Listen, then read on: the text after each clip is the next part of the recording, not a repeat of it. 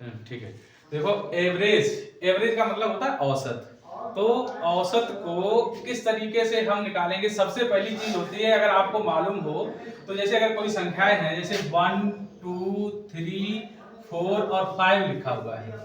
अभी तक हमने क्या सीखा है? औसत को निकालने के लिए हमने सीखा है कि सम ऑफ क्वांटिटीज और अपॉन नंबर ऑफ क्वांटिटीज, ये हम करते हैं और इस तरीके से हम आंसर लाते हैं।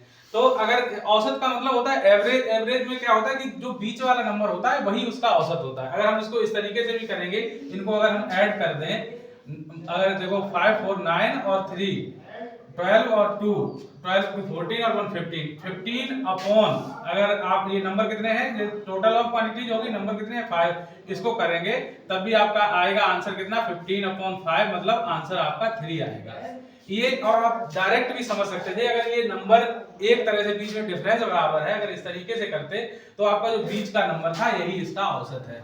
और एक और चीज आपको बता दें, औसत का दूसरा मतलब होता है इक्वली डिस्ट्रीब्यूशन, मतलब बराबर बराबर बांटना। जैसे ये 3 कैसे हो गया?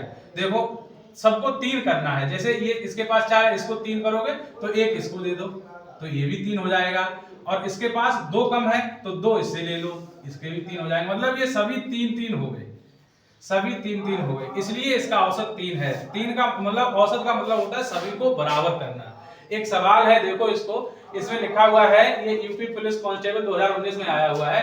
इसमें लिखा है एक छात्र के अंक 68 के बजाय 88 के रूप में दर्ज हो गए, इस कारण कक्षा के औसत में 0.5 बढ़ गए।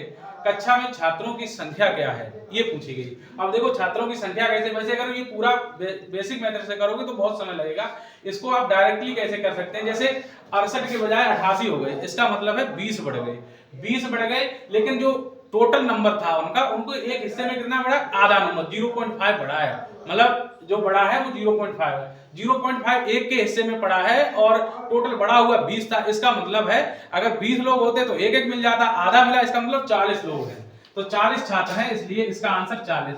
ऐसे सवालों को आप बहुत जल्दी सॉल्व कर सकते हैं, बहुत सारी चीजें सीखने वाले हैं।